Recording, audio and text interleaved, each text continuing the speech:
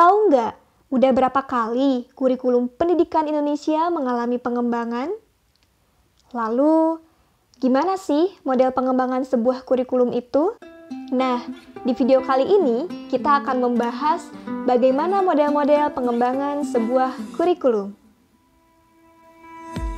Berdasarkan informasi dari berbagai sumber yang ditemukan, kurang lebih Indonesia sudah melakukan 11 kali pengembangan kurikulum sejak merdeka. Kalau dihitung sama kurikulum Merdeka Belajar sih, berarti udah 12 kali ya. Nah, sebenarnya pengembangan atau bahkan perubahan kurikulum bukan sebuah hal yang mengherankan. Karena salah satu prinsip kurikulum yaitu prinsip relevansi. Seperti yang udah dibahas oleh teman-teman kelompok lain dalam video sebelumnya. Dengan adanya prinsip relevansi, sebuah kurikulum harus mampu secara dinamis menyesuaikan dengan perubahan dan tuntutan zaman, sehingga dapat menghasilkan luaran yang mampu beradaptasi dengan zamannya. Ada banyak model dalam pengembangan kurikulum. Dalam video pembahasan kali ini, kita akan membahas dua model dari dua pendekatan yang berbeda. Model pengembangan kurikulum yang pertama yaitu model Tiller. Sesuai dengan namanya, pengembangan kurikulum dengan model Tiller ini dikembangkan oleh seseorang bernama Ralph Tiller. Model Tiller merancang kurikulum sesuai dengan tujuan dan misi suatu institusi pendidikan.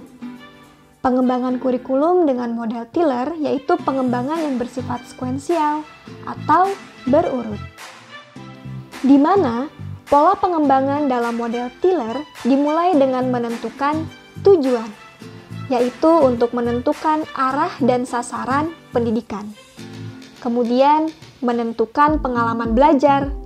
Ini disesuaikan dengan tujuan yang ingin dicapai sehingga mampu memuaskan peserta didik dalam membangun pengalaman belajarnya.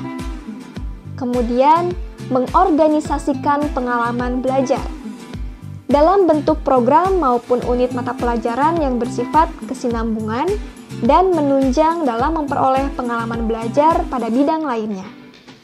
Dan yang terakhir, ada evaluasi.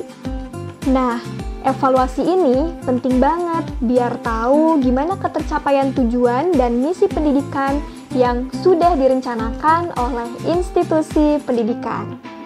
Nimbrung juga nih, selain pendekatan linear dengan model Tiller, ada juga loh pengembangan kurikulum dengan pendekatan siklus dari Wheeler.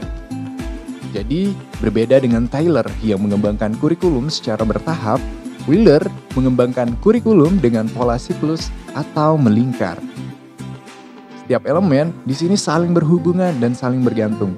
Nah, setiap langkah dalam model Wheeler merupakan pengembangan secara logis terhadap model sebelumnya, di mana secara umum suatu langkah tidak dapat dilakukan sebelum langkah-langkah sebelumnya telah diselesaikan.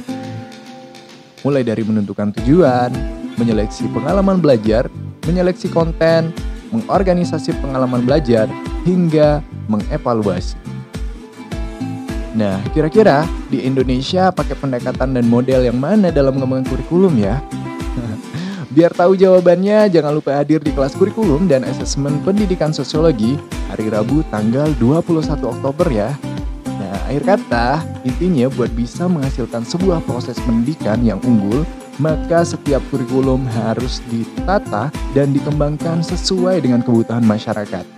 Jadinya, kurikulum itu dituntut selalu dinamis mengikuti perkembangan masyarakat dan ilmu pengetahuan, kemudian mengalami perubahan, perbaikan, bahkan pembaruan secara terus-menerus.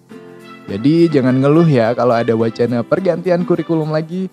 Ya daripada ngeluh mending duduk bareng dan diskusi, biar kalaupun harus mengeluh, ya ngeluhnya punya alasan lah ya. Akhir kata, wassalamualaikum warahmatullahi wabarakatuh. Bye-bye.